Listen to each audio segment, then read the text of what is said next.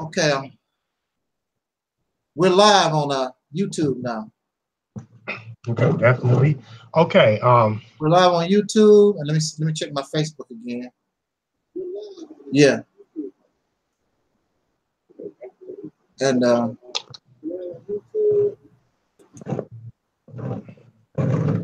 let me set up my channels and give my little introduction real quick. Definitely. I gotta have a brother here, man. He wants to speak. Hold up, let me call him on the phone. I don't know why he's late. He should be here. It looks like everything working the way it's supposed to. I don't know why the chat room isn't working. It's still not working?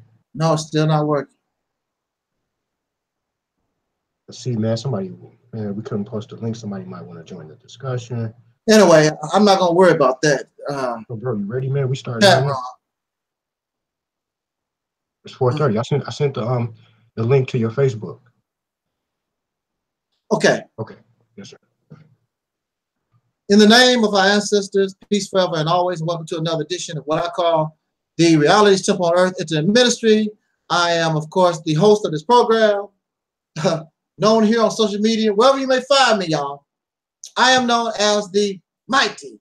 I am your Snub 7, and I am your soul brother, #1. With that said, welcome to, again, the program. This is a spontaneous, what you may call, spontaneous, just all of a sudden. I know what the word, I can't pronounce it. I know what the word I'm looking for. And just a spur of the moment type hangout. And the topic that I've chosen. Woo! Now y'all know, many of you do know, I stay sleepy. It's been a sort of like a hot day, whatever. I messed around and set up this hangout and really and I nodded off. That's what I did, Brother Craig. I nodded off. And when I woke up, it was like 10 minutes, 3:20 or something like that. And we're supposed to start at 3:30. Right. I'm like, wow, man. So I'm trying to wake up here. So I have, of course, as a special guest. Oh, Guy is in the house. Guy is in the building. And I also have my brother Craig, two brothers in the house. Hey, what's up? Peace. Hey, how you doing? I'm good, man. Hanging in there. Okay. I have brother Guy, Hollywood, Nollywood, actually, not Hollywood, in the house, and my brother Craig, African supremacist, is in the house. Peace. I don't expect to be talking about this very long because it's like I'm doing double duty. If you brothers have time, I can send you the link. I'm expecting Brother Maurice Muhammad to have a hangout. We're going to go to his house this time, and he's going to be speaking about justification for separation. Yeah, I'm available. And we discussed that, and we had those. Man, I do not know why this chat room is not working. That sucks. But I'm not going to start all over and try to get this thing. I can't do that. That's too much problems. Yes, sir. I mean, everybody, we're here, so let's just do this. Right. The topic that we've chosen. I'm sorry for those out there in TV land who wanted to come to the chat. I don't know. This is another technical thing. I don't know why it's not working, but I apologize. I apologize. I can't start this thing all over again. It's too much problems. Everybody's here. We ready to go. So I apologize. The topic that we've chosen for these few minutes is called, we've chosen do blacks claiming to be natives hate Africa? That's the topic that we chosen for just a few minutes. And what brought me to that topic was Brother Craig wrote on a post on his Facebook that persons who believe that they are natives have a hatred for Africa. And I responded to that because many would put me in that category. because in fact, I've never, for me personally, I've never been this African obsessed type person. I was raised on the concept of our being or having African ancestry. I was raised on that. I am the Roots generation. When Roots come out in 1977, you know, Kunta Kinte, captured in Africa, brought to the United States, all that kind of good stuff.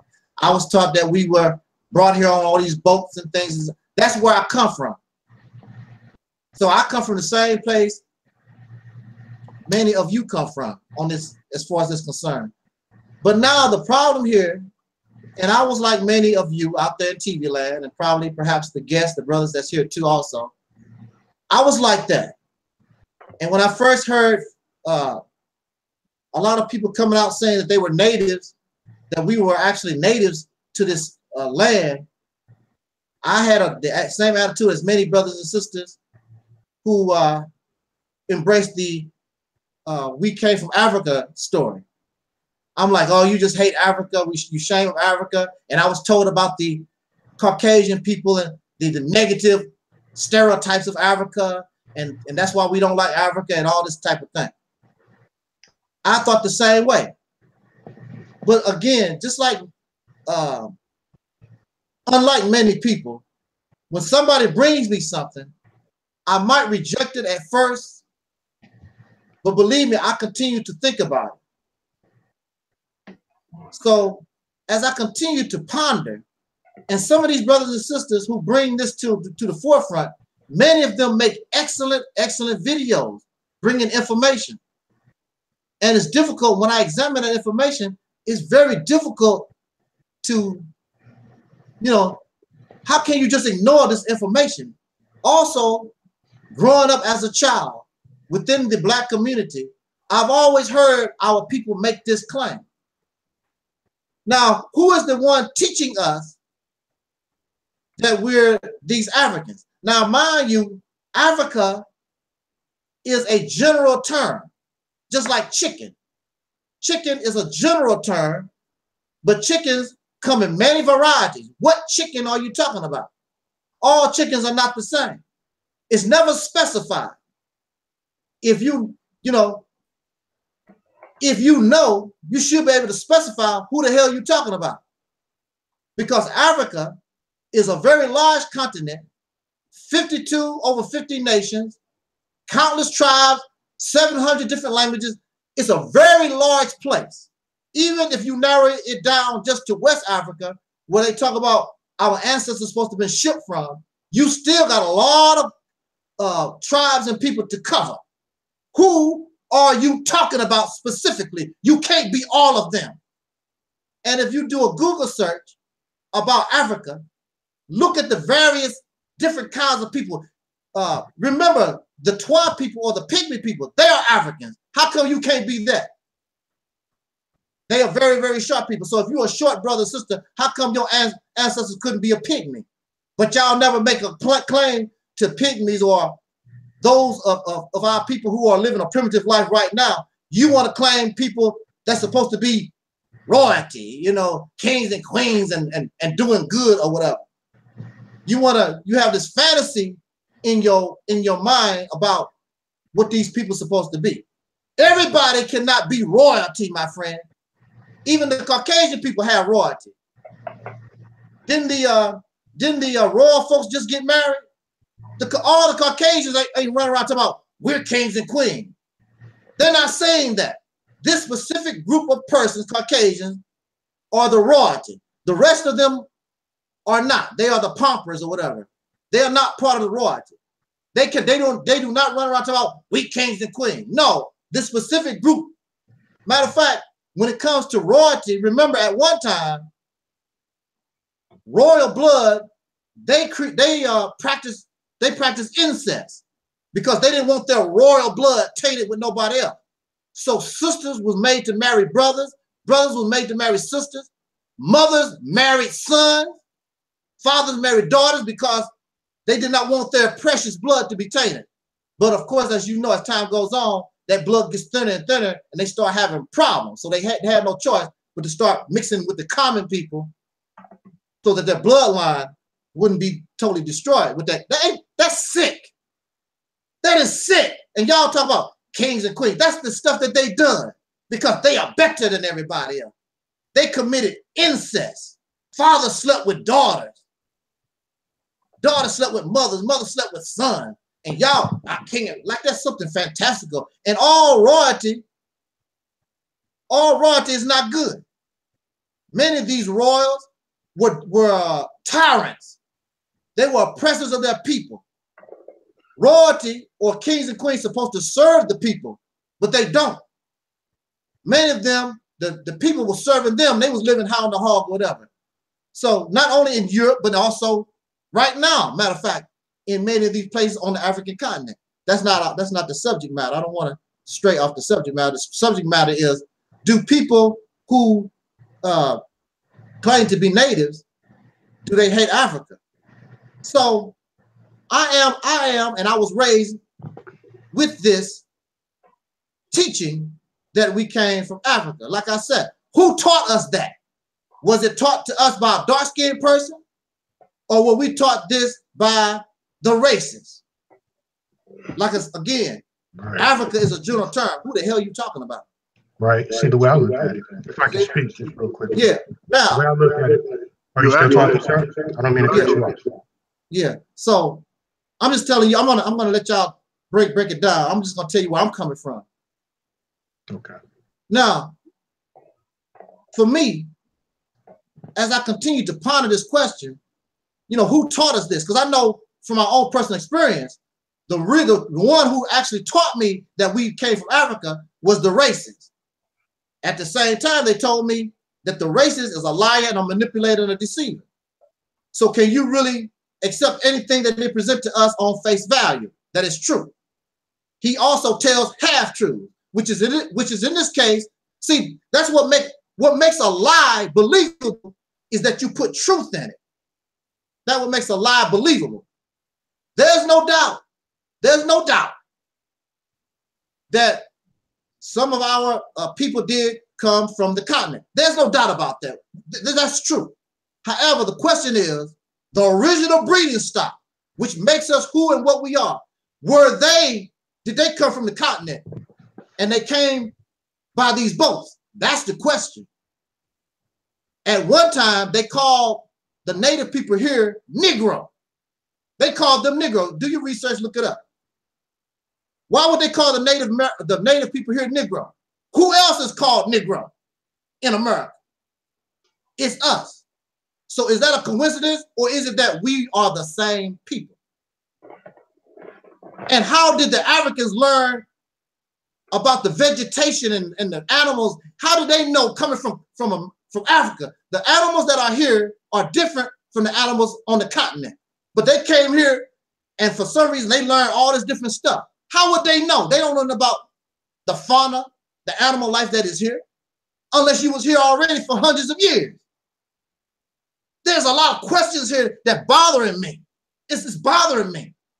And the people who keep talking all this African, we came from African stuff, you're not answering the question. You're ignoring the question the same way Christians do when you tell them dead people don't come to life.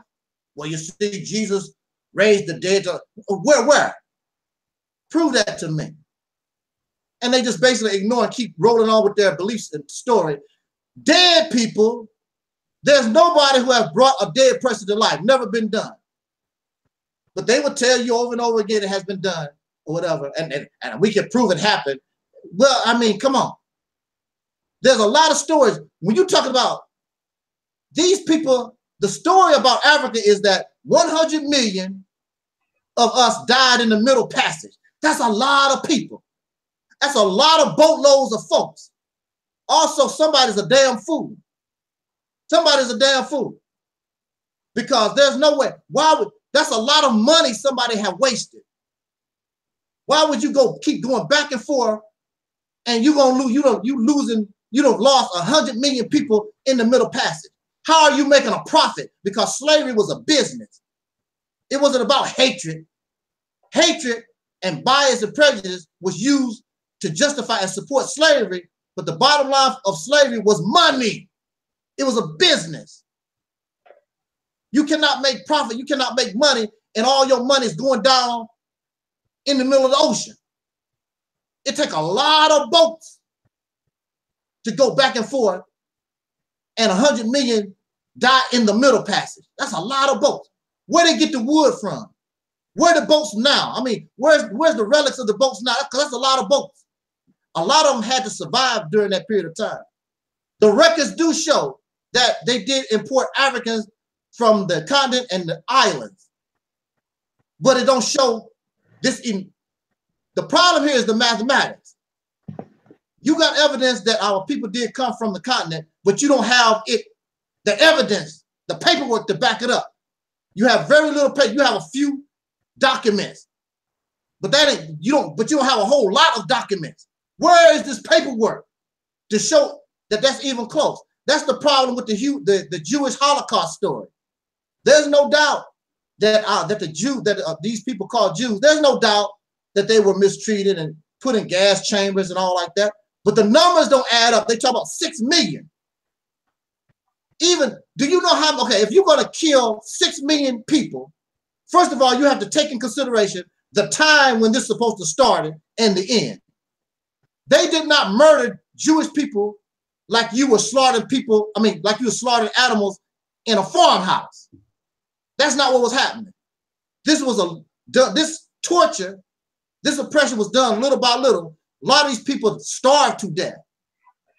It took a lot of time to kill 6 million folks. They did not have, if you look at the number of gas chambers and other things, methods of murder that these Nazis had, they did not have enough tools to wipe out within this short period of time. They did not have enough tools in order to wipe all these people out like they claim. The American Red Cross, who was the first on the scene after the Allies conquered Nazi Germany, they was not reporting these high numbers of deaths of these people to conclude that 6 million of them was murdered. Something is wrong with these stories. See, you mix the truth with the lie. That's why it's acceptable. But who told us this? Did our people tell us that we was African? I'm very sure some of us, our people did say that. But the main one that taught us this was the racists. They are the ones who taught us that. And then we're going to turn around, and when our people say we're natives, we want to call our people a lie. So you're going to believe the liar, and you're going to call your own people, I guess they don't know no better. You're going to call them, they don't know what the hell they talk about. You just hate Africa. They don't know what they're talking about. But we're going to believe the liar. There's a lot of questions here. And I'm going to conclude with this. And just because I feel this way does not mean I hate Africa. What I'm basically saying, and what many people are saying, has nothing to do with hatred of Africa. What we're saying that there's something wrong with what we're being taught. There's something wrong with it. There's a lot of holes in the story. Mathematics is not adding up. And I'm not going to claim that because it's weak. I'm only going to support that which I can stand strong on. And there's a lot of questions in this African story that is funny. Kunta Kinte, of course, was an African, according to the plagiarized story of Roots. We know now that the story of Roots was plagiarized. But even in the story of Roots, they brought Kunta Kinte from Africa. And matter of fact, Kunta Kinte is not African. We know exactly what tribe he come from. Okay? But when they introduced Kunta Kinte to the other slaves on the plantation, my question is, why didn't they say, here's your African brother, from the continent? They never did say that. And even when Kunta Kinte married his slave wife and had his daughter, to my knowledge, he did not call them Africans. He just told them of his history or whatever, but he never claimed that Kizzy and his wife was part of him. He never made that claim, that they was never called them African, to my knowledge, according to the story of Roots. Why is that? So it's not a hatred of Africa. You are questioning what we've been taught. There's no reason for me to hate Africa. Hate Africa for what? You say that I hate Africa because you don't like, you are just like the Christians You believe this story because the scholars, Dr. Ben, Dr. Clark, or whoever, these scholars have went out to do research to support what they was taught by the cracker, the peckerwood. That's what they've done because they the scholars. And they're supposed to be right because they scholars. At the same time, Nazi Germany had scholars. Nazi Germany had historians. And they went around the world to find proof and evidence that the Aryan race is the supreme race. So just because somebody's a scholar or scientist does not necessarily mean the evidence or the proof that they bring is valid. What is the agenda behind the scientist? What is the agenda behind the historian? You can make history and you can make science and you can manipulate those things to say whatever you want. So it's not a hatred of Africa. I'm questioning what I've been taught, and it came from a racist people who are liars. I don't hate Africa. There's no reason for me to hate. Why would I hate Africa? There's no reason for me or any of us to hate Africans. They were colonized. They have suffered oppression just like we've done. There's no reason to hate another dark-skinned person from Jamaica, the islands, or whatever. It's not about hate. I'm questioning this story. But you say hate because you want me to continue to believe and don't question what we've been taught, that we're supposed to be these Africans. And then when you even look at the physical pictures coming from West Africa, okay, show me. People keep telling me, you look like an African. What African do I look like? Also, if you understand what actually happened to us, my position personally is that we're neither Native Americans and we're neither Africans either at this point in time. We've become our own people in our own right. Our ancestors was Native American. Our ancestors was African. We are generations removed from them. We're no longer them at all. I say that we are a mulatto hybrid people, domesticated, born out of slavery. Just like you have a nectarine. A nectarine is not a natural fruit. A nectarine is a mixture between a peach and a plum. But it looks like, a nectarine can look like a peach, but it's not. I can look like an African. Looks is deceiving, but I'm not. The so-called Negro or the descendants of slaves born in America, we can look like almost anybody. We don't have a specific look. If we are African or even Native American, who do we look like? We don't have a specific look. There is no black female, there is no black male that you can take and say, this is what we look like. Because we come in various hues and skin color, from the very light to the very dark. Some of us have big noses like me, big lips, kinky hair. Some of us don't. Some of us have narrow lips, narrow noses, straight hair. One of my ex-girlfriends, she had a straight like nose, thin lips, and really, really long hair. And she's called an African American. What African is she supposed to be? How can we be all these different things? And you must also understand that these African and even Native American people, they are not the same. So in slavery, all these people was mixed up, forced to mix with one another, because many of them didn't even like each other. They was in separate tribes. The cracker didn't give a damn.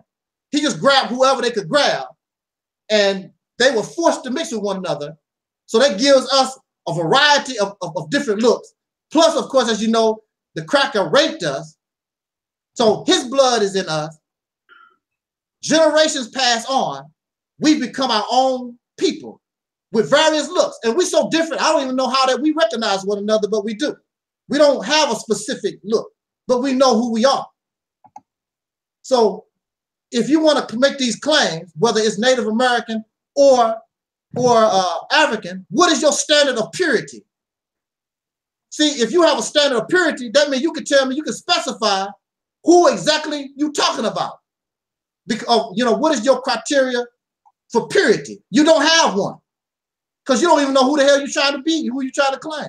My position is, the hell with it, start all over from scratch, embrace who and what you become, and then go from there. You determine, just like a person who is an orphan, who don't know their mother and father, they just start from scratch and build up their own new identity. And as time goes on, they develop their family just like any other family that already exists over a period of time. But I don't hate Africa. I'm questioning this thing that I have been taught. And I don't, something here is wrong. I don't, you know, it's something is off base. But again, you know, I don't hate no Africa. Why should, I mean, it don't make no sense. Why would I hate or dislike Africa? You know, especially as dark skinned as I am, why would I hate them? They haven't done nothing to me. But, you know, I can accept the reality of things. I embrace the truth. You know, if the truth is I'm an African, I can accept that. If the truth is I'm a Native American, I can accept that. It don't make no difference to me what it is. The bottom line is you're still living with racists in America, and they still shooting your children down in the back. So what? They don't care if you're Native American or African. They blow your brains out. So, you know, that's my position. That's right. And with that said, I'm done. I don't hate Africans. Well, I'm questioning the story. I got Brother Craig on the line here, and I got Brother Guy in Hollywood. They're going to bring their perspective on the issue, and then we're going to be out because I am sleepy and tired. Okay, here's the thing. Now, man, my voice is double through somebody speaking. But see, here's the thing. During slavery, so much was stolen from us. Our identity was stolen from us. And therefore, yes, let me screen share this. Therefore, yes, indeed, Africa is a continent with 52 countries, thousands of different tribes. But since our identity was stolen from us, when, see, I'm not questioning your concern on whether the transatlantic slave trade was real or not. All I'm saying is that I see a direct connection between me and African people who are on the continent today. This is not anything that a white teacher taught me. This is not nothing I read in a history book. If I go to my first picture, these are a group of Kenyans. These are people from Kenya. Now, just by looking at the facial features and like just the way these brothers, like, you know, the texture of their hair, they look just like people in my family who are living today. Now, if we look at people from Ghana, these are people from Ghana who are on the continent today. This is not nothing that I learned in no European history book. Just looking at these people, like in my own Black community, these look just like the sisters that's it, you know, the sisters that I went to school with. They look just like my cousins. Now, if we go to Congo, the same thing can be said for Congo people. Congo people look just like the people over here. There's no other country, no other continent in the world that has a higher concentration of melanated people that look just like my people, people in my own family, people I went to school with, people I grew up with. So, yes, indeed, Africa is very diverse. It is a continent with 52 countries, thousands of different tribes. And yes, you are correct when you say that. But when you say that I can't specifically point out, you know, what tribe I come from, you are 100% correct in saying that. But all I say is that the fact that since, you know, chattel slavery, so much was stolen from our ancestors to the point to where they couldn't practice their own religion. You know, they couldn't even read books, you know, without being killed. So therefore, my connection, you know, to where I come from, you know, was stolen. But okay, there's a group that's in the conscious community called the Hebrew Israelites, and they do have a hatred for Africa. Let me know if you can hear this. This is a real short clip. Can you hear it? Can you hear the audio in that clip? I don't hear nothing right now. Okay. Do you hear anything, Brother Guy? No. You can't hear anything? No. We can see, but I can't. Okay. Something's going on with that. But okay. Basically, now what has happened is, now I remember my brother Taalik was telling a story about a man from a Sudanese man. Yeah. Came over to America.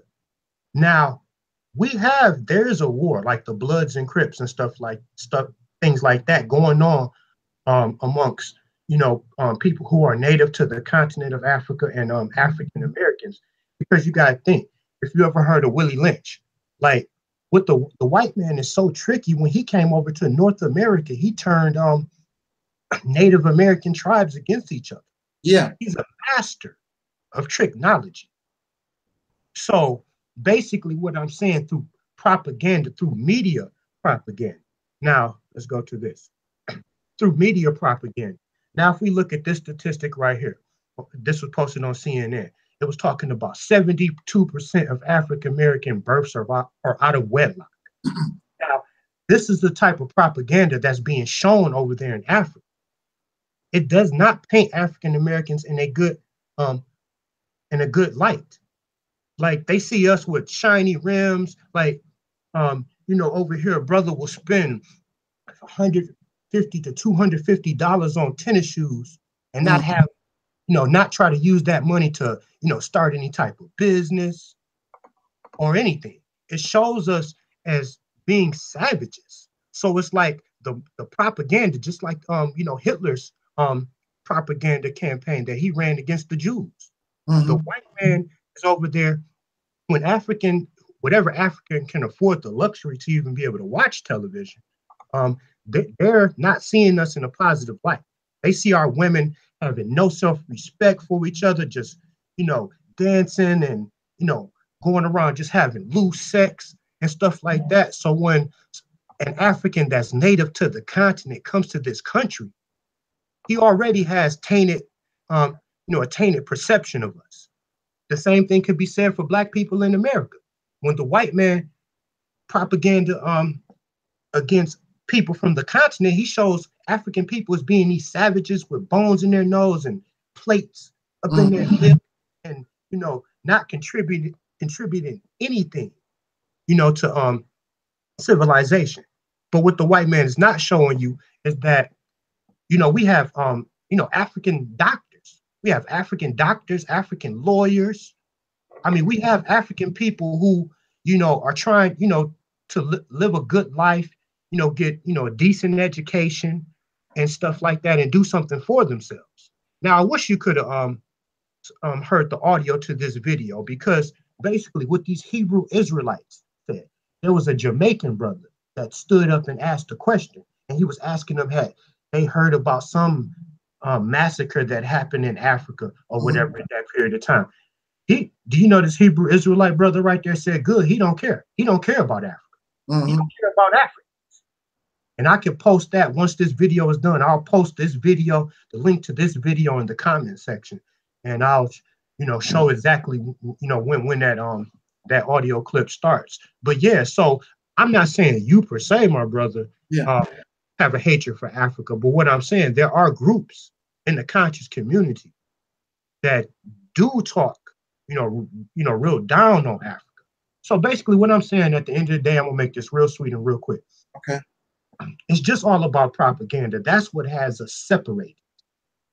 That's why a lot of Africans that come over here, they don't want to have nothing to do with us, and with us likewise, because a lot of us, now I'm not saying anybody on this panel, but a lot of kids, a lot of teenagers that's in school, they think of Africa as being a savage place with lions and hippopotamus and, all that stuff running around. They don't know that there's some beautiful cities in Africa that's civilized just like the cities in America. But we just have this, we are fed this propaganda just depicting Africa in such of a bad place. And that's why a lot of Black people today hate Africa. And I'm gonna turn it over to my brother Guy. I wish that video clip would have played, because that was something that really would have proved, what I was saying. But brother Guy, are you there, sir? Yes, I am. Well, go ahead, sir. The floor is yours. All right. Well, y'all said I'm possible. Okay. The question is, okay, what's the question again? What's the question? Yeah, we're trying to answer the question, or make the case that Blacks that's claiming to be natives, that they have a dislike for Africa. That Okay. I guess basically the reason why they hate Africa. I just want to clear question. What's the real clear question? Because I could sum this up right now. Okay. What's the clear question? What was the actual questioning that you had on your post, brother Craig? Just a second. Okay, hold up. Actually, I'm prepared. Just a minute. Okay. I was going to share that as well. I actually have the actual post. Here's the post right here. Can you see it? Yeah. Okay.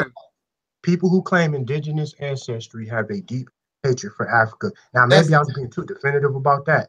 I should have said there are exceptions. Now what is the question? Well, you guys were actually getting into a little bit of a debate, so we can go through some of. Now, okay, here we go. Okay, I think I have an understanding. I know. My brother Taalik, he was talking about black people being native. Now, first of all, it was one point in time, especially during my mother's era, during Jim Crow era, where black people had a lot of hatred, self-hate. And because they didn't know who they were, because they've been so oppressed and so with all this hatred. Even Malcolm said, "Who taught you to hate yourself?" Mm-hmm. You know what I'm saying? I remember we had this last conversation, Taalik, that you had this discussion about when Malcolm, he said that we're African people. Yeah. We're not African Americans. We're not Americans. We're African. So right. Basically, he was just letting you know, there's nationality, and that's ethnicity. So he was just saying, if we go by ethnicity, then we originate from the continent of Africa. Now, most of us came from the west coast of Africa. That's where most of the slaves, where black people turn into slaves from that part of Africa. Now, DNA, now it becomes to the DNA. I believe in DNA because anytime, there's a program called the Innocent Program where they can prove people that they didn't commit the crime. People have been serving time, 20 years, 30 years for a crime they didn't do because of DNA prove that they didn't do the crime. And then you got the mummies, how they do DNA with the mummies and tell you how long they've been around. So I believe in DNA. Maybe some people don't. Now I want to show you something, because now we're talking about the time period. People, and I always say this, and I tell black people, if you're Indian, or if you're so much of a native Indian or whatever, then you have reparations. You already got your reparations. So there's nothing to bitch about. You see what I'm saying? I don't want to hear, "Oh, we oppressed." You got reparation. That's it. Because that's what it comes down to. The government recognized it. They paid you. They paid you land. They paid you three things, according to what I found out. They paid you money.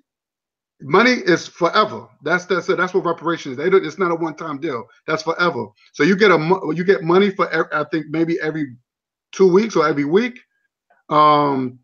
You get land. That's where you have reservations. You have they put them on reservations, and then you become recognized as a nation.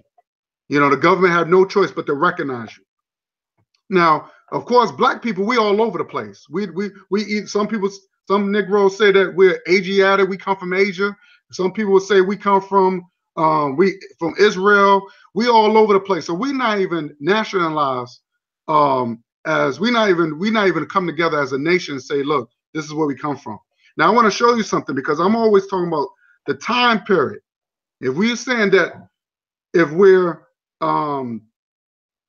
yes, we was the first ones. African people was the first ones that was here. But you're talking about, what the question is, what is the time period? Now I'm going to share something with you, and just give me a minute. And okay. Just give me 1 second. I don't have nothing here. Okay.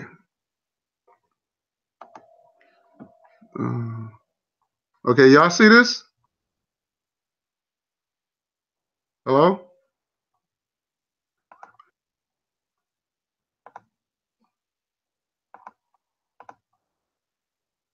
Guys, you there? What happened?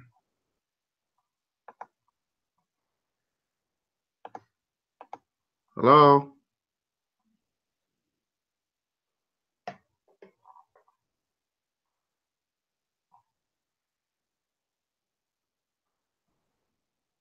Okay. I had a brother guy. Yeah, what happened? I was trying to get y'all attention. That's what I had my mic. I was doing something, and I got my chat room working. And see, hold up a second. Yeah, my mic was off.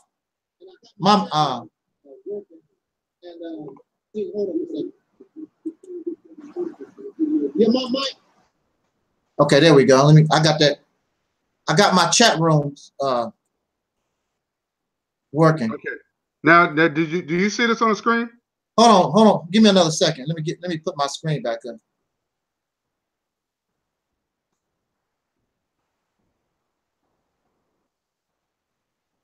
I don't see what you have on the screen.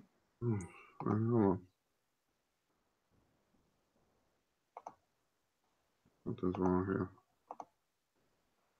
All right, let me see. Let me do it again.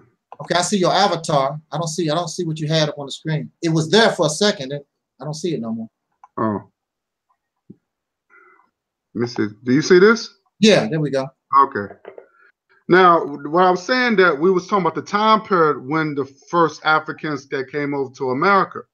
Now, as you can see, you have the Olmecs that was here, and they were saying that the earliest people in Americas were the African race. But you're talking about thousands of years ago. We're not talking about 500 years. We're talking about thousands of years. Now, of course, over time, people do mutate because of the climate change. Remember, you live in America where you have winter, fall, summer, and spring, where that in Africa is summer all day, every day. So after a while, you know, naturally, when you're in a colder climate, because America do get cold. Real cold. Yeah, it gets real cold. Exactly. It depends where you at. Your hair tends to, over time, your offspring will change. It depends on the food you eat. Yeah. Remember that we're not even eating naturally. We're not even eating. We're not even eating the natural food that we supposed to eat when we was over in our natural land. You see what I'm saying? So our diet changes. So when your diet changes, the DNA, everything changes with it to adapt to an environment. I believe in that. I believe, and that's biology. That's science. You see what I'm saying? So I can concur with that, bro. So I'm saying, and so you talking about 1,000 years later, you're gonna have a whole new breed of people. So yeah, you might have dark-skinned people, but their hair is long, or they become lighter. The nose become different because there's a mutation going on. You know what I'm saying? So yes, I mean, yes, the first people that came over here were African people, but then you got to look at the time period, 1,000 years. Now, I'm gonna give you something. I'm just giving you some comparisons. Look at this. Now, look at what African people did in ancient Kemet, and look what African people did in Washington, D.C. Now, a black man did, then those things, what you see the Washington Monument, which is the Tekken. These are both Tekkens.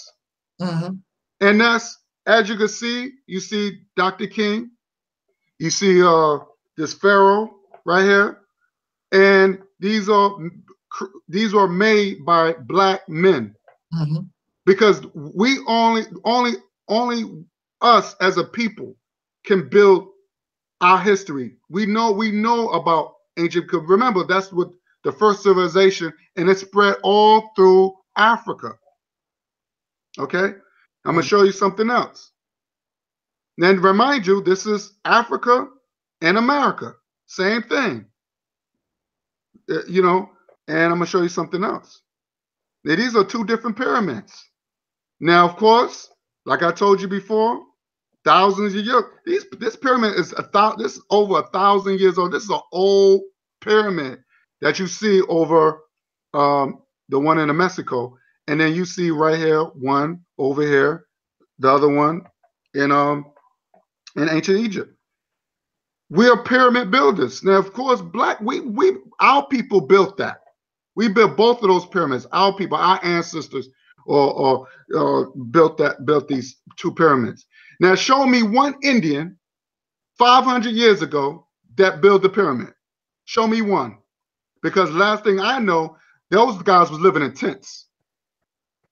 Okay, those guys were living in tents, and you see that, and this is how I grew up.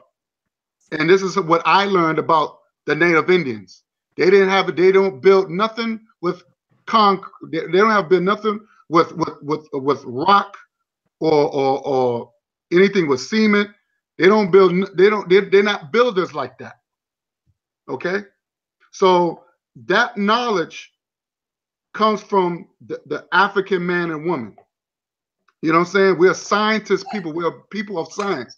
We are lost at most of us lost our ability. And I think Taalik and Craig, I think we're still brilliant people, but because we've been so oppressed, we haven't tapped into our knowledge where we can rebuild and whatever, because it could be because religion is blocking our spirituality, is because fear could be the reason. But I think it's something where we can't tap in to regain our power to build great things again. Now, we still have it because we've proven that, but a lot of us is blocked with this identity crisis. So we have to get back in there. We have to get back to, like Marcus Garvey said, get back into our natural state. You know what I'm saying? So we got to know who we are as a people. So I'm just saying that, to make a long story short, I'm just saying we got to look at the time period. When is the black man and black woman arrived in America? Were we the first people? Yes, but we haven't. We haven't originated in America. We originated in the continent of Africa. And I always say this: if you want to know where you're from, do the DNA test. You know what I'm saying? And show me that you Native American, or you from Israel, or from Asia. Show me. I need to see proof and evidence, because I don't want to hear no say so. I want to see biological DNA evidence that you come from anywhere but Africa. That's all I'm saying, because I hear there's a lot of confusion, and we're the only race of people. We're the only race of people that we have this identity crisis that we confuse. Although the white man said, now it's been in the constitutions multiple times, where the Dred Scott case and all this other stuff, where they say they use the word African race, that we're black people of Africa. Even ancient Kemet, they said that they called it the land of the blacks. You know what I'm saying? So that's what we originated from. That's what you call our throne. That's our throne at the end of the day. You know what I'm saying? It was the white man who actually studied, and even he said, and you can YouTube that, he said they said the African man and woman do not have no is 100%, hear me out, is 100% human. They said every other race of people have Neanderthal DNA. Think about that. Now, only Neanderthals that I know that have a lot of homosexuality They have sex with animals, and there's a lot of incest. So when you are Neanderthal, that's what Neanderthals do. You know, because there's nothing going on in that caves, but just this nasty sexual, all types of craziness it goes on in that on those caves.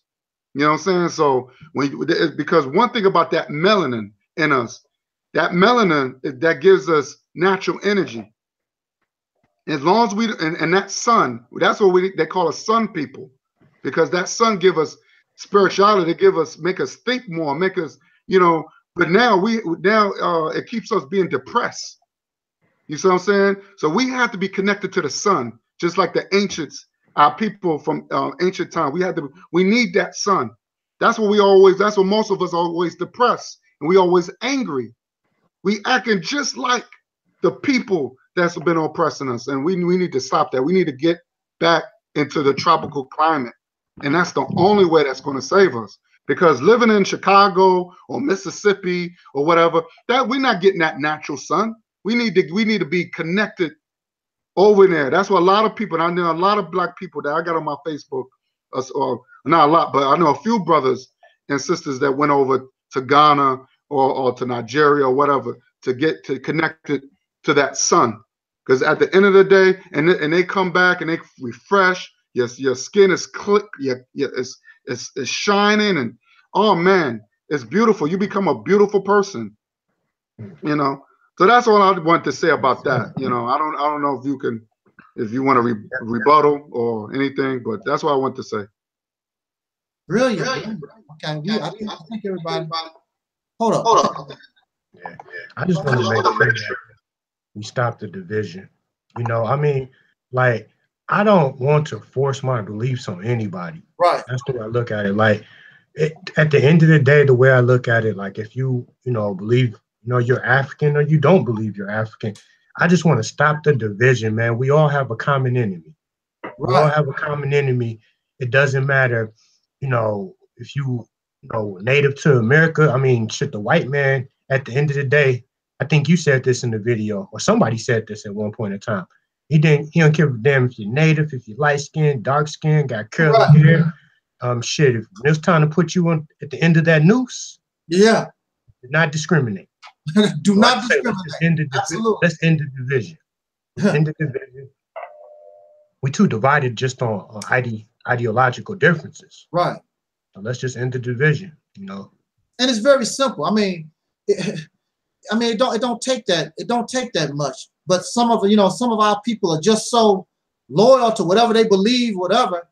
They allow these differences to keep us from unifying against a common foe. And actually, that's been the problem throughout all our history before we even came into existence. These things have always kept us in the point where it's easy to keep us a conquered people. Do you know what would happen if we were able to keep ourselves and unite with one another? We could change our condition almost overnight. Like nothing even happened. But we're so divided over this ideology thing. You are African. And there are people who actually hate your guts. It's a brother I know.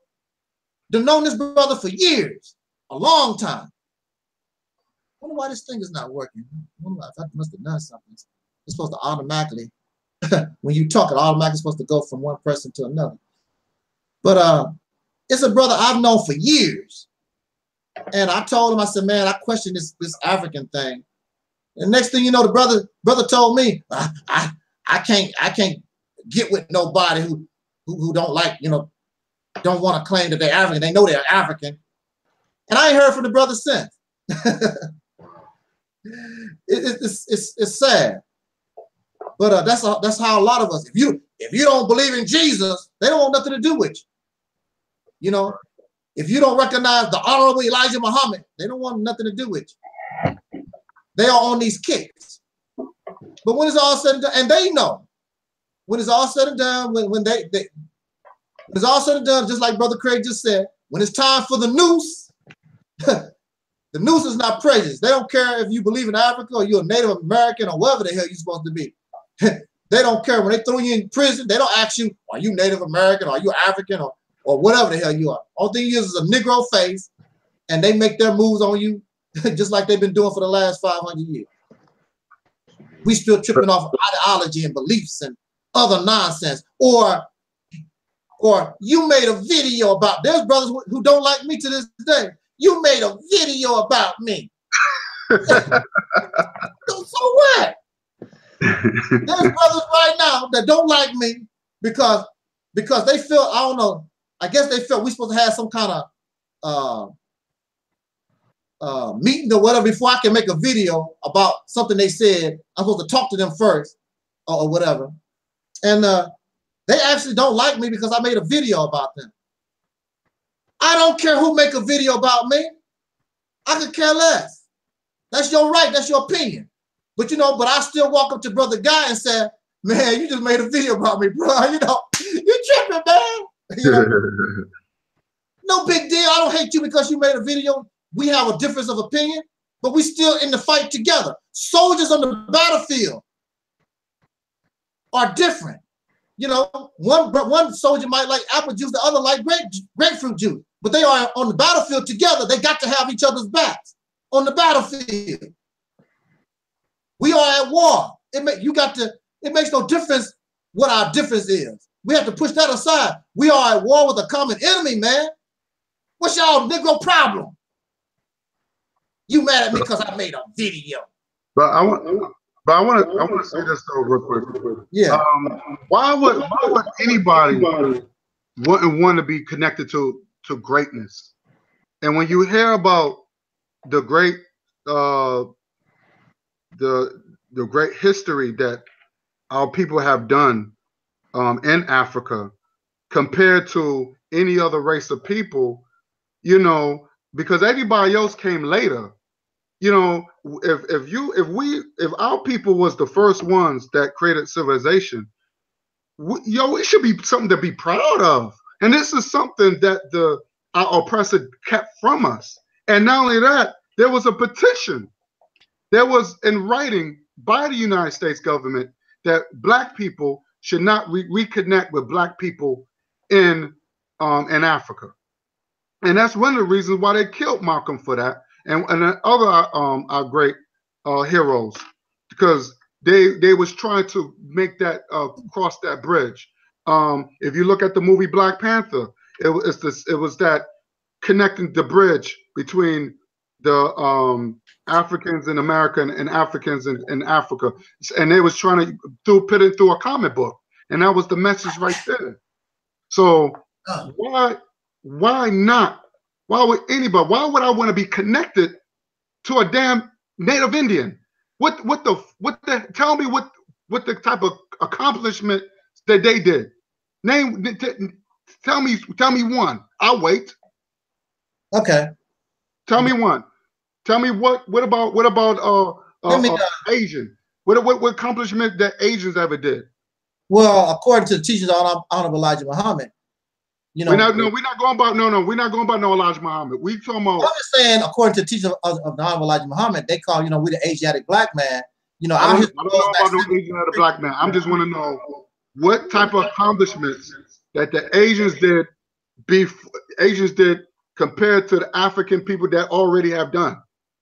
Name me one. Why do I want to be connected to a race or ethnic group that, number one, hates my guts, don't like me, wouldn't even wouldn't even allow me to set a restaurant in China or anywhere in the world? They have laws against Black people. Why would any Negro in a right mind want to be associated with a race of people that don't even want to that have laws passed against Black people? You got to be I tell any Black people, you got to be a fool. Where you got Black people that shit, hell, even people in Africa will embrace you more. I don't know. I'm not an Asiatic person type thing. No, I'm not saying you. I'm just saying in general, because you got Black people that will say that. I'm not saying. I know. But I'm saying, I mean, don't you want to be connected to greatness? Don't you want to be connected to? Don't you want to be? I want to be connected to the truth. I don't care about the right, yeah, but the truth is, being truthful is being is perfect, and we are perfection people. So I'm saying, so I want to be connected to greatness. I don't want to be connected to people that haven't done shit or stole shit, because Asians stole a lot of stuff from Africa. The Greek and Rome stole a lot of stuff from Africa. Africa is the center, and you know what? They still rob in Africa to this day. And you know, so I'm just saying, as a black man and a black woman, why would you not want to be connected to someone, to a people that's been great throughout history? That's insane. It's like, you know, it makes me wonder. Black people like to feel inferior. They like to complain. They like to say, "Oh, we don't have nothing." I hate that. That's a cop out. We need to stop that. We need to stop that. It's a cop out. And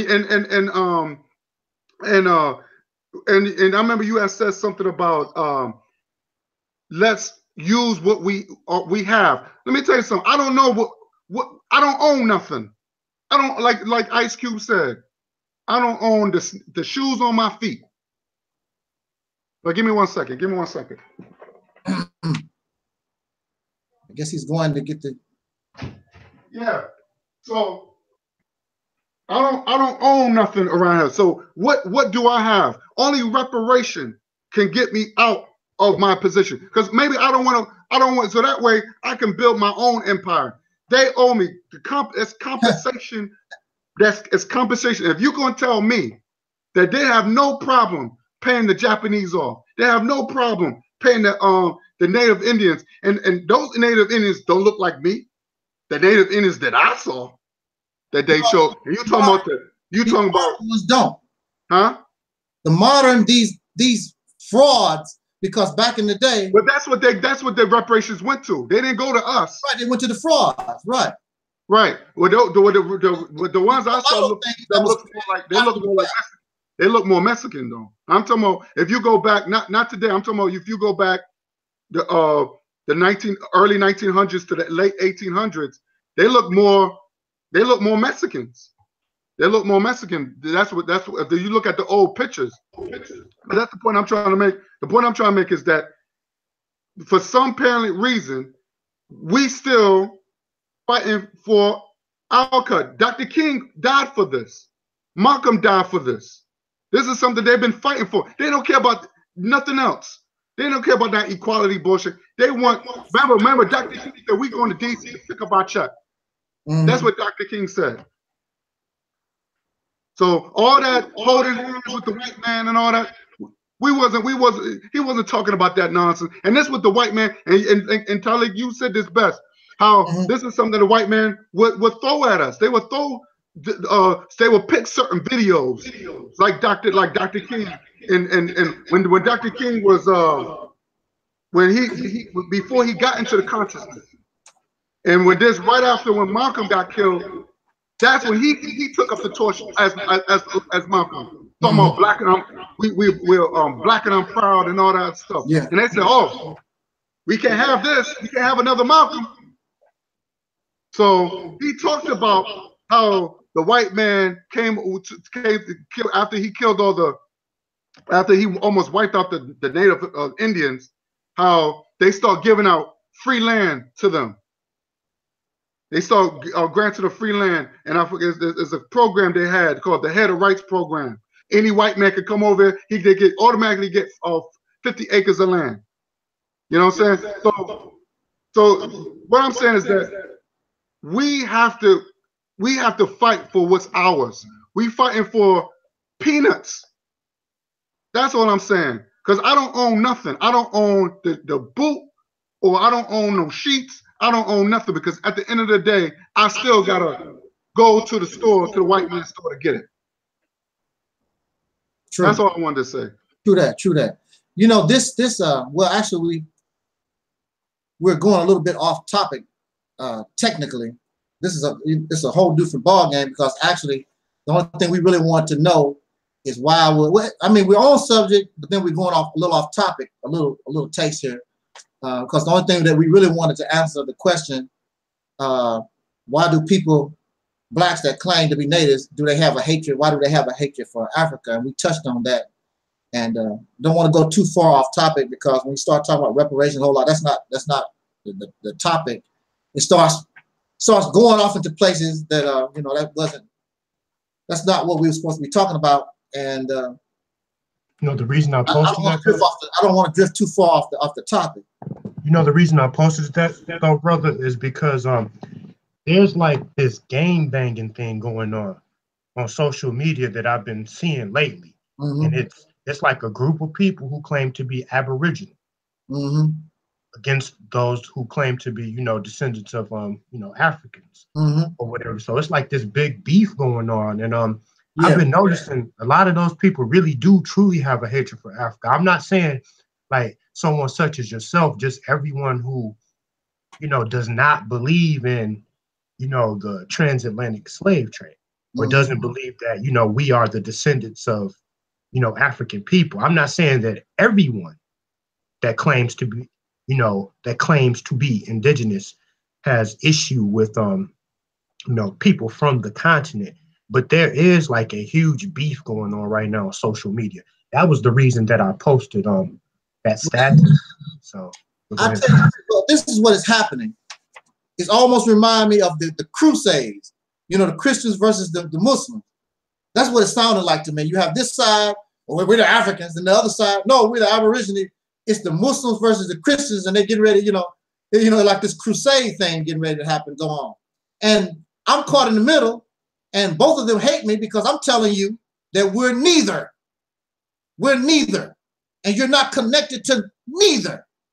There's nothing to, Brother Guy was talking about being connected to this greatness. You have no connection to these things. You have no connection. I have not seen it. I've studied the scholars, Dr. Clark, Ben, whoever, Dr. What's his name, ää terna, whatever his damn name. I've been reading these people's writings, whatever. And in order to make a claim to be connected to somebody, you must show your connection, and then you must show your contribution to those people. And I don't trip off the greatness. I'm perfectly capable of producing greatness myself. I don't need to latch myself on to Michael Jackson. I'm just as a great musician in my own right. I don't need to claim Michael Jackson music. I can do my own thing. I don't need to latch on to greatness or somebody else. Just like a lot of people, they feel value. Like, for instance, this woman here, okay, I feel value because she's a singer or whatever. I take a picture with her, so that makes me feel more valuable. I'm valuable with her in the picture or without her in the picture. I don't need you like that. I don't need somebody else's history, what somebody else done, in order to give me value. I don't need that. That's people that suffer from low self-esteem. I don't mind being the child of a slave. I don't mind coming from nothing and make something of myself. I don't need to come from royalty and all these great things. Because when it's all said and done, whatever it was, you ain't now. You're getting your ass whooped real bad right now. So you can claim to be royal. We did that. You always talk about the past tense. Well, we done this and we did that. When was the last time you made built a pyramid? When was the last time you did it? You never, first of all, you didn't build a pyramid. You didn't build nothing. Maybe they done it, whoever they is, and then again, it's still, a lot of it's still in general. I don't need those things. I'm perfectly happy with my beginning coming from slavery to now. I think we've done pretty damn good considering it come from slavery to where we come now. Most people would have been destroyed and gone a long time ago. We still had the stamina. We are powerful and strong people. All our folks done amazing things, even within slavery. They was Congress people. They were mayors. We had our own towns, our own small cities. We was doing very good. That's why it was necessary for them crackers to terrorize us in the South, because eventually we would have took over Mississippi, Alabama, and all the states that enslaved us. We would have eventually took them over. That's why they terrorized us and caused us they ran us out of town. We naturally would have took those states over. So I don't need to latch myself on to greatness. And then we talk about civilization. First of all, civilization, the root word, prefix, civil. Civil nation, a nation of civility. There is nothing civil about a civilization, because what it does, it takes the independence from people and make you dependent upon the government. That's what civilization has done, because primitive people did not depend on no government, they depended upon themselves. But when you begin to rally under what is called civilization or government, then you become dependent on those who are in charge of the government, because you're not allowed to grow your own food, not allowed to take care of yourself. So now you depend on the civilization to bring you water, to give you food, and it takes your personal dependence away from you. So when you talk about, want to brag about, we created the first civilization, you created the first process of the beginning of slavery. That's what you've done, because you took the freedoms away from the people when they was independent, just like the animals running around. Every animal, all these birds and ants and whatever, they can go and get their food and whatever anytime they want to. They don't have to depend on some government. They don't have to have no money. They just go out into the environment, which is free, and get what the hell what they want. But under civilization, now you become domesticated, and all your freedom has been taken away from you. So now here you are living in civilization, and you homeless on the street. You wouldn't be homeless. You wouldn't be homeless outside of civilization, because the only thing you got to do is go out, make your little house out of mud and bricks or whatever, and you cool. You can't even do that. They're my bricks. In civilization, they're my bricks. Everybody owns some crap. They own what the earth gave to us for free. Everybody's trying to own stuff. That's what happens under civilization. So all of us have become in a form of slavery. Ain't nothing spectacular about civilization. And then with civilization comes the wars. And then when you gather people together on top of one another, you have the pedophilia and the murders and the rapes. All these things begin to come out when you begin to stack people on top of one another, and people are fighting in-house for certain resources. You can do a simple experiment with rats and you'll see the same thing. As long as you keep them rats apart from one another and everybody has sufficient room, there's no problem. But when you begin to stack them rats on top of one another, fights break out, even physical ailments, the fur start falling out, all kinds of problems start happening. That's what has happened under civilization, whether it's Black civilization or whether it's Caucasian civilization. And of course, as you know, the Europeans copied that from the Black. So I wouldn't even, from the dark-skinned people, I wouldn't be I wouldn't be saying that. I wouldn't be so proud to spread that when you understand exactly what that's about. But that's a whole new topic or whatever anyway. That's a whole new topic or whatever. That's just my way of looking at things, because I really have to, like examine. I like to really, this thing that has happened to us is a crime scene. We have to treat this like a CSI would treat a crime scene.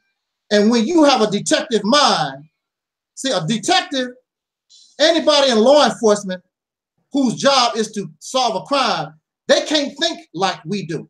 They have to really look at a crime scene because they wasn't there when the crime was committed. So they have to look at a crime scene and look at the very details,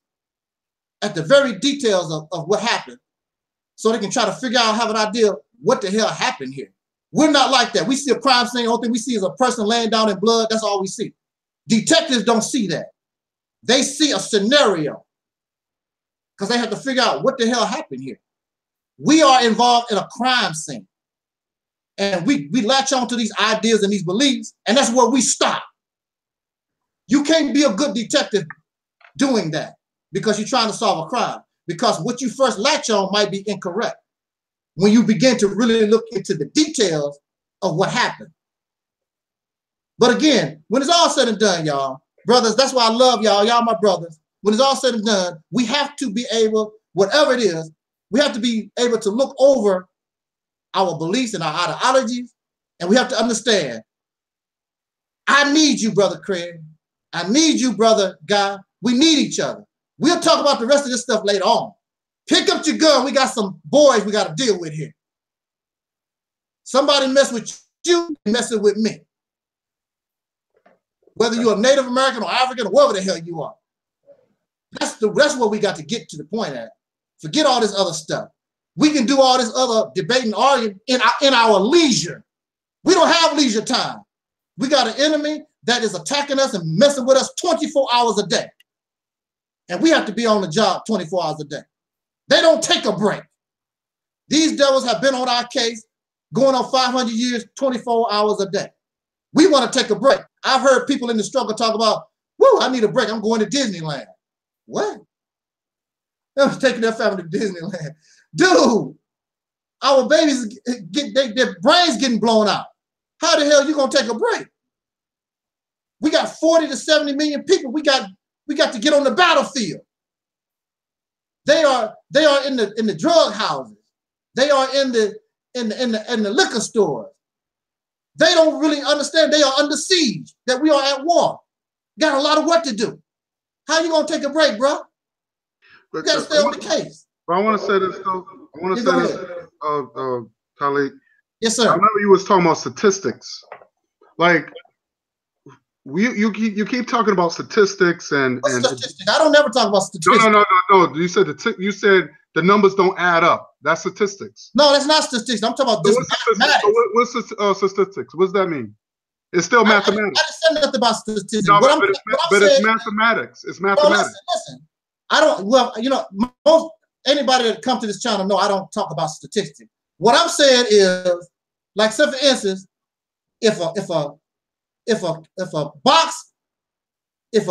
box can only hold 12 eggs in it, how did you get 36 in there? That's my problem. The mathematics don't add up. That's not statistics. That's mathematics.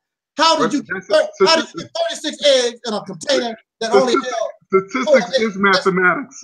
That's but mathematics. What I'm saying is, it doesn't matter about the numbers. The thing is, it happened. I think we need to be more focused on the events instead of just worrying about the numbers. But the thing is, the events had happened. That's the thing. There were cargo ships that turned into slave ships. It happened. So I think we need to be more focused on the events and less on the numbers of that how many people they could piled on those ships. But it did happen. The events did happen. So let's focus on that. You know, instead of, oh well, you know, they said 100 million. I mean, people were probably just throwing numbers out there, but the event did happen. Yeah. So, yeah, that's not my problem. Like I told you before, my problem with the whole thing, my problem with the whole thing is not the fact that I told you that the events happen. My problem is it to the magnitude to the story that we're talking about? Just like the Jewish Holocaust story, you know, the 6 million. There's no doubt about the fact that, I mean, it happened. We know. Matter of fact, I know some people who were Jewish Holocaust survivors. I know that it happened. My problem is the numbers that they're giving us, this 6 million thing. It did not happen on that level. I mean, the numbers don't add up that this thing happened on that magnitude. This is a story made up so that we can believe that we're African, that we were shipped here and was not here already.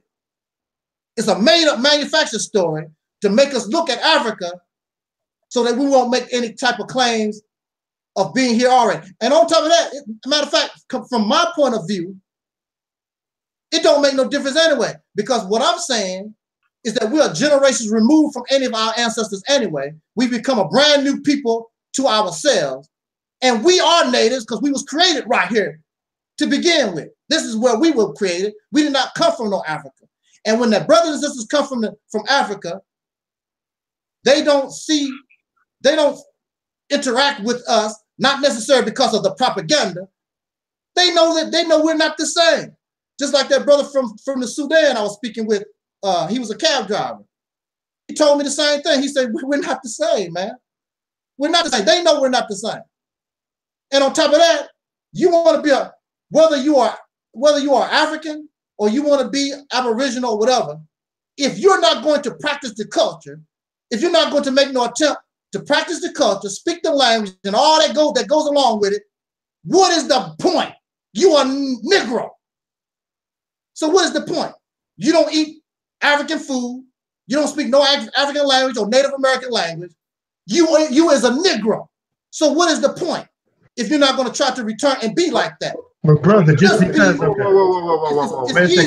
it's easier just to be who and what we become. So basically, let me. All right, I want to ask you a question. Then show me a Negro state. Show me a Negro state where there's nothing but Negro. So if a lion becomes a vegetarian, it's not a lion. Or a Negro continent. Show me. So you saying that we're a Negro? So there should be a state, a Negro state. No.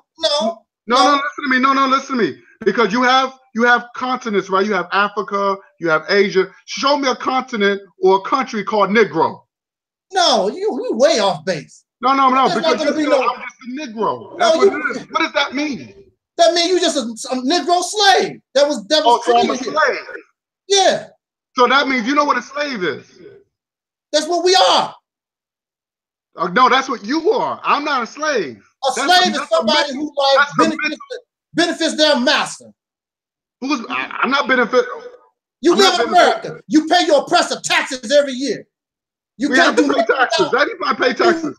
You can't do nothing without. You cannot do nothing without his say so. Get on a plane. That's the law of the land. That's the law. That's the law, sir. That's the law. The law by who? You. By your oppressor. That's the law of the land. Right, by your oppressor. You don't have nothing to do. Did you have anything to do with the creation of that law? No. Except reality, my friend, is much easier. That's what I'm gonna tell you. It's much easier. There is no Negro state. We are a creation. We was treated like domesticated animals. And you see all the different breeds of animals that's out there with the dogs and the cows and the chickens. That's exactly how we was treated. And we went through the same process to develop different kinds of Negroes, went through the same process as those animals did.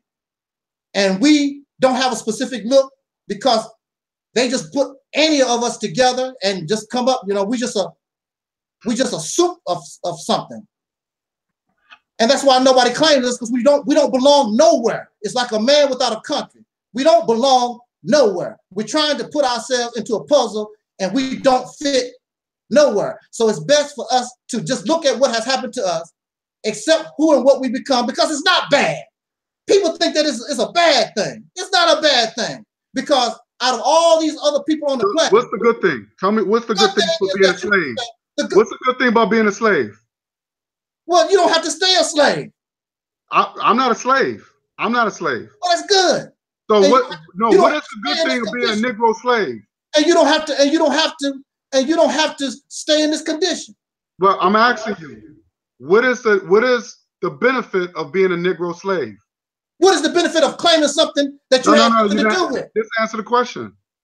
What is the benefit? Because you said that's not a bad thing. The benefit is that you have no blood on your hands. There's nobody on this planet that can say, unless it's guided by this racist Peckerwood, there's nobody that can make a claim that we've done anything to them at all. There's no blood on our hands at all. We have been nothing but victims all our existence, unless we join the cracker army or something to that effect or whatever.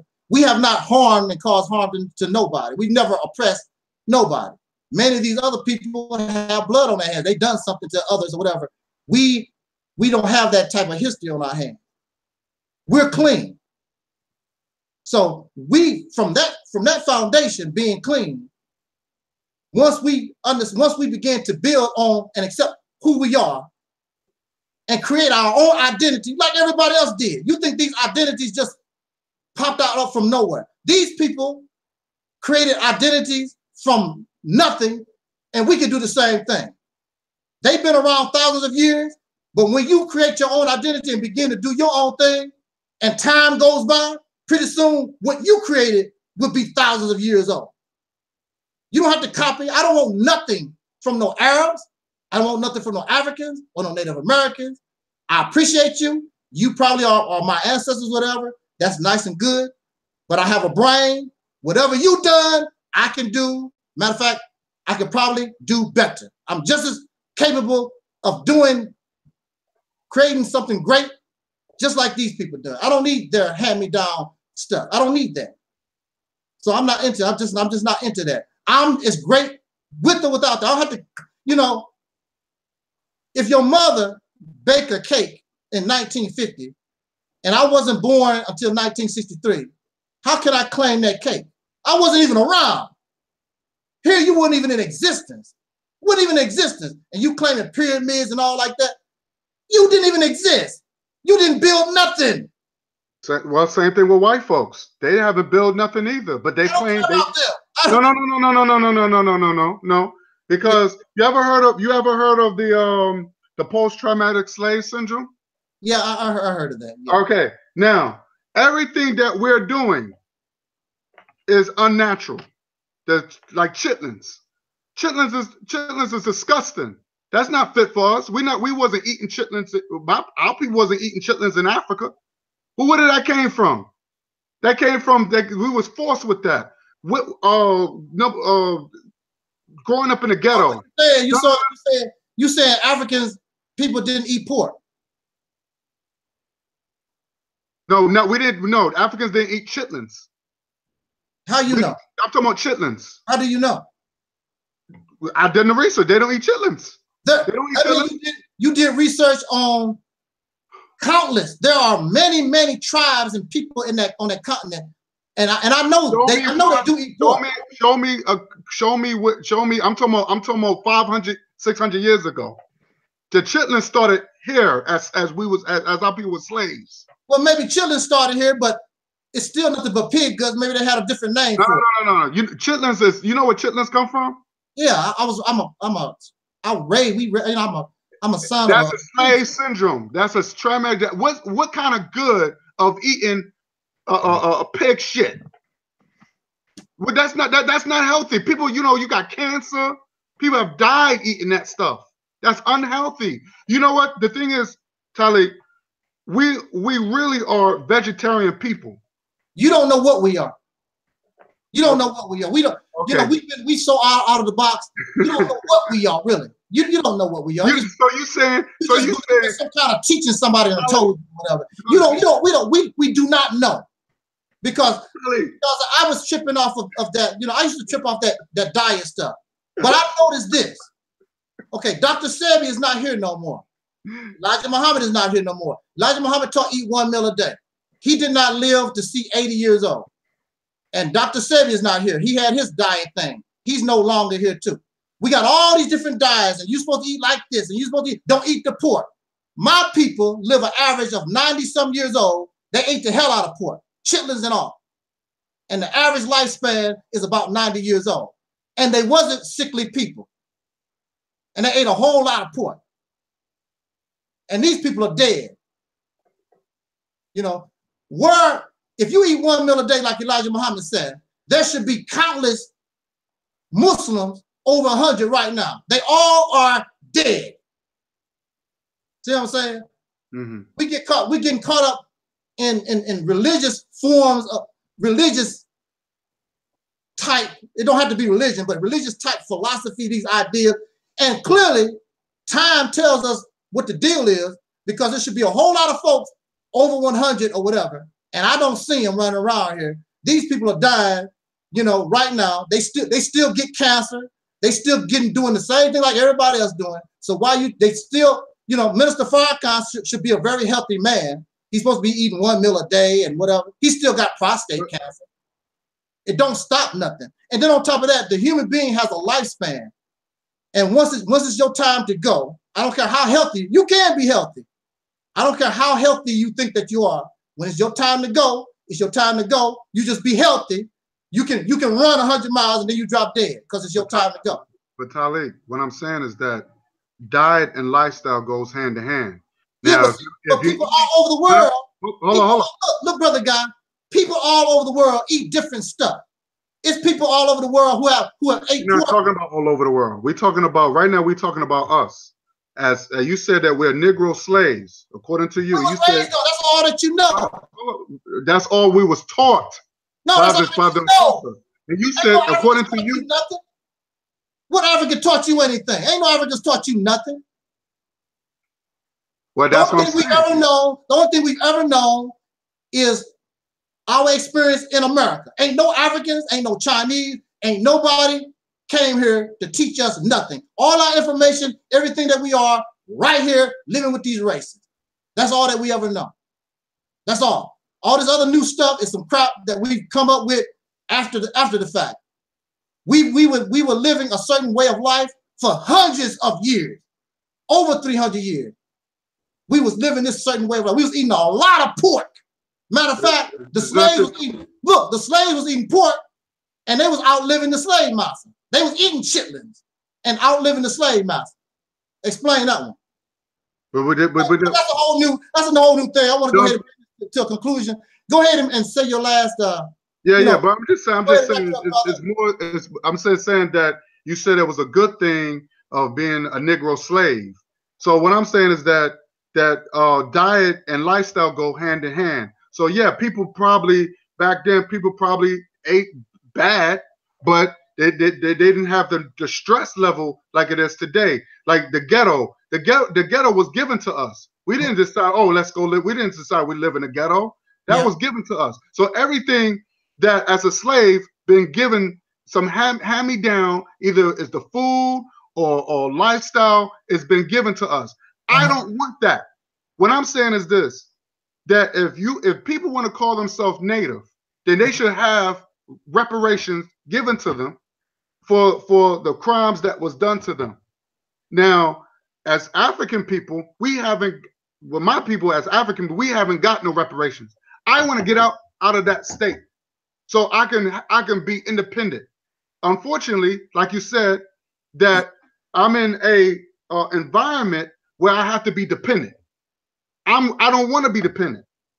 You know what I'm saying? So that's what I'm saying. I'm fighting so I can get mine. I want to get my share of the pie that is owed to me, that's compensated, so I can get out and do what I want to do. Be independent, because the whole thing is to be independent. We're not independent people. That's the bottom line.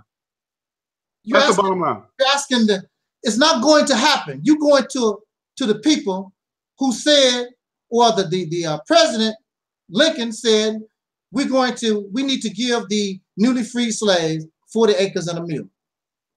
When Lincoln was assassinated, as you know, of course, those devils said, "The hell with them cats." They didn't give our people nothing. Everything our people ever gotten came from themselves. And of course, as you know, they were ripped and they were stolen from by the racists and whatever. And I'm very proud of them, because even though they was stolen from, they was under terrorism, they kept moving, they kept moving. And you don't think that's great, that we are from such a people that's such survivors. You know, that's not nothing proud to be proud of. You know, we got to look at dusty ass pyramids that don't serve no purpose in 2018. What do a pyramid do in 2018? It don't do a damn thing for nobody. But I'm supposed to be proud of some rocks somebody left 5,000 years ago. It's more than rocks, man. It's rocks to me. I don't care. It don't mean nothing to me. It don't represent nothing to me, because I'm not connected to whoever those people were. And see, this is the thing about it. Those people no longer exist. They are dead. So it's easy to make a claim to somebody who no longer exists, because they're not here. Because I guarantee you, just like a lot of the Africans who are alive right now, they will not claim you. Those Egyptians from back then would not claim you, because we are not them.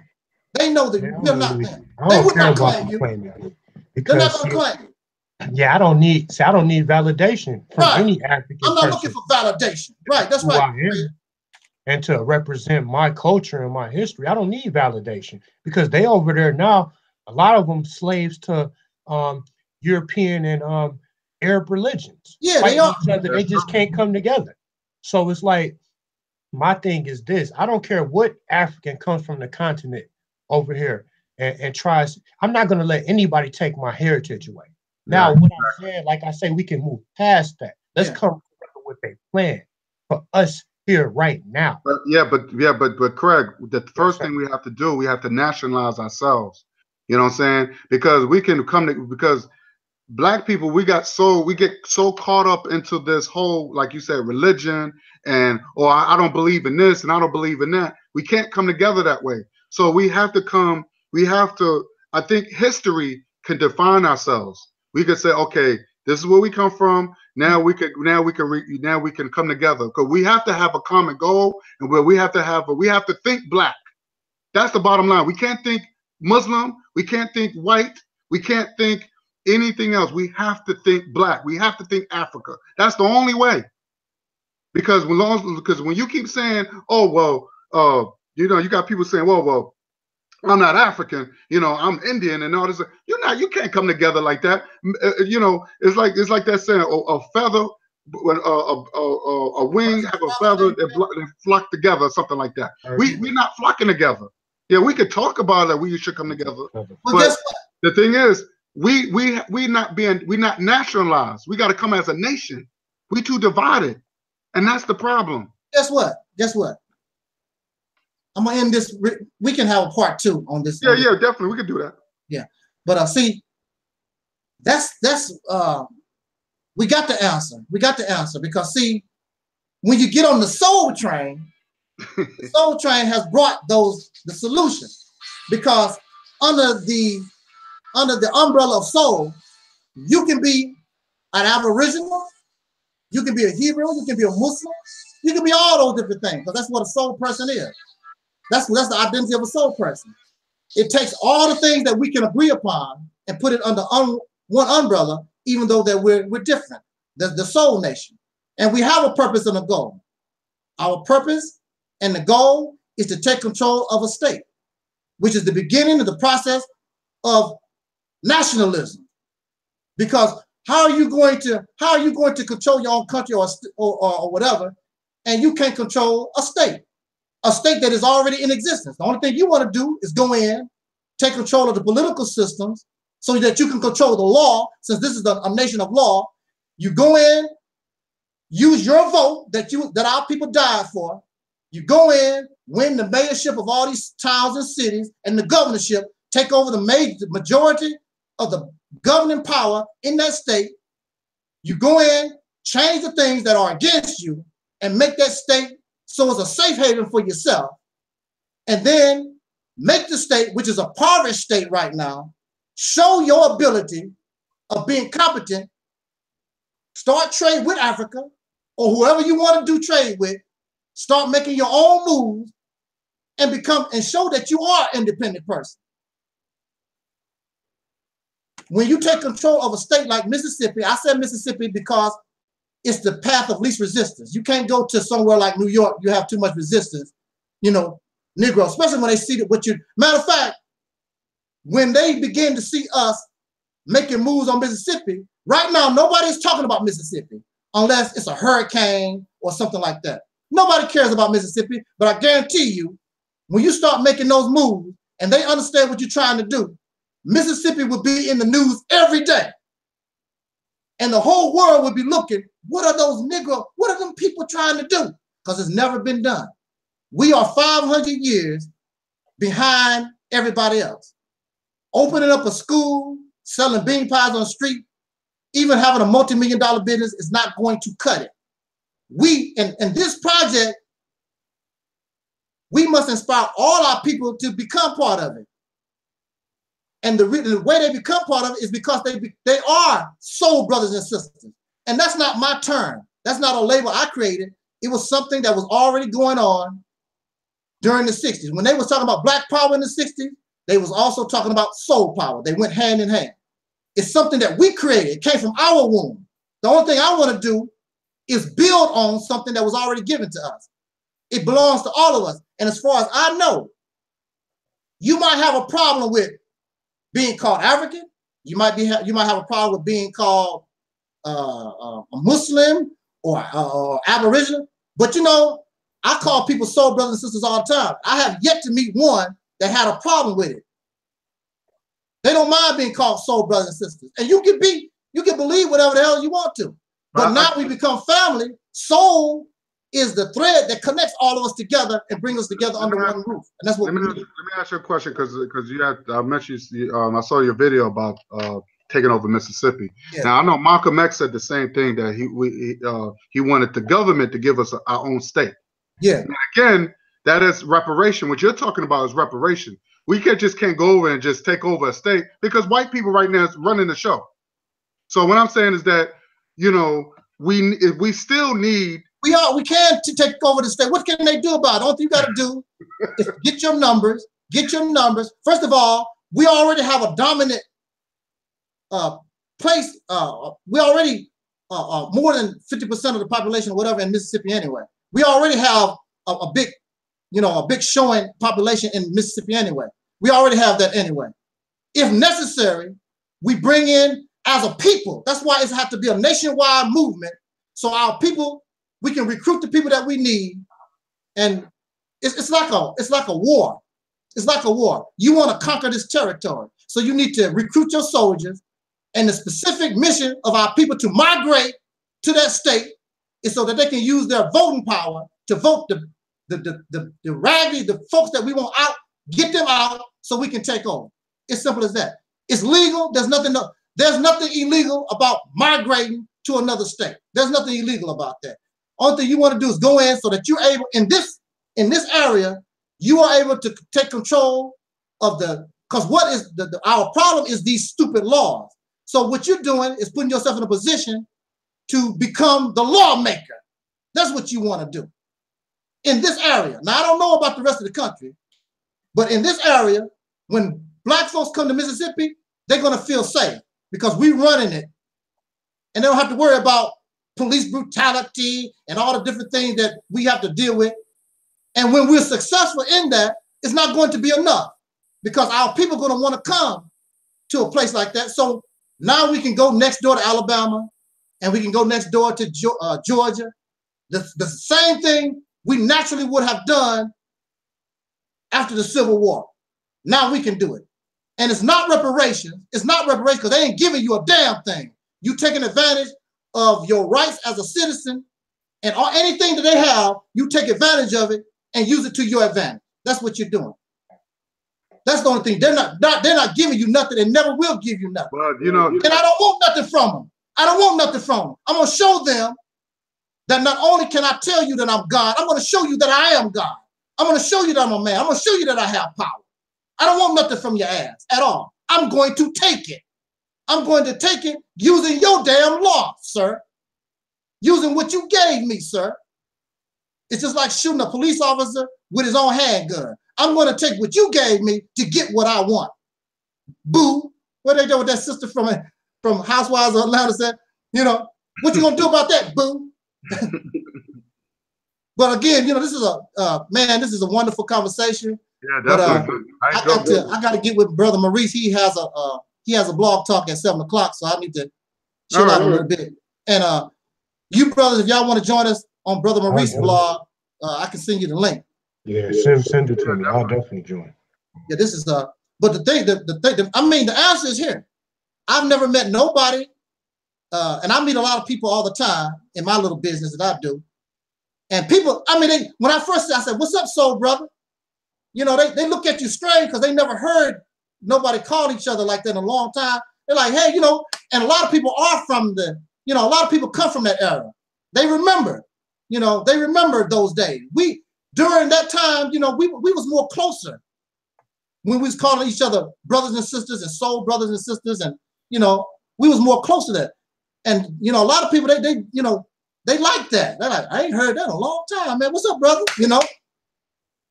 But if I said, assalamu alaikum, and, narrow it down to things like that, that's too divisional. I ain't no Muslim, but are you a soul brother? And that's what we need. We need something that can unify us, a common thread that can bring us together under one umbrella. And you can still believe in Jesus. You can believe in Allah. But you're still a soul brother and sister. and we coming under one umbrella to create one nation. And the nation or the promised land that we're after is Mississippi. That's the test case. Because if you can go in there and make that successful, the sky's the limit. The sky's the limit. Nothing can stop you from there. Nothing. It's a done deal. We on our way. We on our way to greater things than a pyramid. So, believe that. So what happened to Tulsa, Oklahoma then? What happened to that? But see, that's different. That's not the same thing. They was isolated, and the crackers bombed them. That was a whole different. I mean, that was just a little. They owned their neighborhood. They didn't own the city of Tulsa. Right. They didn't control nothing. Now, see, the thing about it, if they had lived like a primitive type lifestyle and wasn't trying to be like white folks, they probably would have left them alone. But they was driving the big fancy cars, and they was living, the thing that we call success in America, and them crackers wasn't having it. They wasn't having it. And even those people even knew. I was watching a documentary about Tulsa, and one of the children, well, he's grown now, he's very grown now, but he said when he was a child, the older people knew them crackers was getting ready to make a move on. They knew it. They knew it was coming. It was just a matter of time. It was just a matter of time. You don't think it's going to happen if we try to take over Mississippi? You don't think you don't think white people ain't going to catch on and say, okay, they taking over? Because there's a lot of white people in Mississippi. Yeah, well, I mean, you expect opposition. You expect opposition, but at the same time, see, this is the way I look at it. Okay, I mean, I expect opposition. But see, we are living in a different time period. And we are still United States citizens. So the federal government has a responsibility to protect their citizens. This is a whole different ball game. And if they don't, the eyes of the world is looking at them, and they will be shown for the hypocrites and the wicked devils that they truly really are. We need to bring them out and expose them for what they really are. So it's going to be a catch-22 with them. They want to mess with you, but they know if they do mess with you like that on that type of scale, they are exposed for the devils they really are. So they're in a messed up position, but that's on them. It's not on me. Bring it. The only thing I can do is say, bring it, baby. Bring your best. Bring your best. Do what we have to do. I don't give a damn what I already know they're going to have opposition. So what? And don't think we just going to sit around and we shall overcome and blah, blah. You think we're just going to allow them to come in and just murder us and do whatever the hell? No, this is a whole new ball game. But they're doing it now. Yeah, now we don't control nothing. It's a difference when you go in and you control the National Guard, because that's what you would be doing in that state. If we take over the governorship there, we control the National Guard. And we also can revamp the laws to our advantage. Of course, as you know, federal law supersedes state law. But if they do that, that means they're going to bother and interfere with the dealings of the other states. So now they're going to be messing around with other people that are going to make them upset trying to mess with us. See? Oh man. Woo! boy. See, you just gotta look at this whole deal. It's not going to be easy messing with us in 2018. This is a whole different ball game. And I used to be a chess player. This is like playing a game of chess. And when you're playing chess, you basically are making your moves before you even move, and you're looking at what your opponent gonna do before he or she even makes that move. It's like playing chess. And I played with these devils for 10 years when I was in the nut house. They make a move, I make a move. They make a move. See, but when I first got locked up, I didn't have nothing to play with. I didn't have a piece. I didn't have no chess piece to play with. But when I finally got a chess piece, it was on and popping. They make a move, I make a move. But when it's all said and done, they lost that game. And they're gonna lose this game because we're not stupid, we're not ignorant. Now, a nigga can't pull this off, brother Guy. A nigga mind can't pull this off, brother Craig. Now, we are tainted, and my mentality is niggerdom. But I have to keep that under control. I have to keep that under control and keep my eyes on the prize. Right. We can make this happen.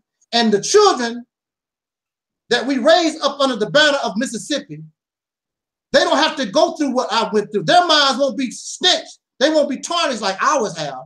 And they would take what we're doing to the next higher level. And their minds will be more clear than ours because we've been sprayed with the skunk. You know, I know I'm a Negro. I know I'm crazy as hell. I already know that. I have to keep that under control. The best analogy for that is like being the Incredible Hulk.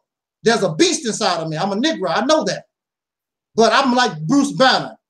I have to maintain myself and keep calm because I don't want the Hulk to show up. And we don't need the Hulk to show up trying to take over this control of this state. And I guarantee you, to take control of this state, it'll change our whole, the world will be looking at what happens here.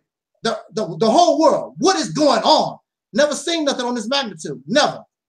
And I can guarantee you this, just the fact that we tried, we're gonna win just the fact that we tried, let alone actually be successful. We're gonna win just the fact that we try. We are going to inspire other people in this country. The Germans gonna say, I want my own state. The Chinese gonna say, I want my own state. Everybody gonna want their own state. We're gonna inspire others. And the thing about it, since I'm putting the word out here, if we don't do it and do it first, by the time we decide we want to do it, everything is gone. Now we right back to square one. We depended on somebody again. We don't have no power. And now you definitely not gonna get no power because now anything you could have got your hands on is gone. So we got to make this move. It is the solution. It is the best way to go. I'm telling you, I envision it. I see a glorious future for us, you know, under the banner of soul. And under religious terms, soul simply means life. And we are lively people. We are lively people. We are life-bearing people.